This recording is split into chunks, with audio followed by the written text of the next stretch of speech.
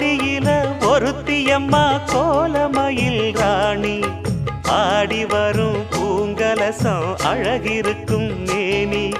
தேர் நடந்து தெருவில் வரும் ஊர்வலமா ஊருலகில் அவளை போல பேர் வருமா நல்ல பளிங்கு போல சிரிக்கும் மனச பறிக்கும் பவள விரிப்பு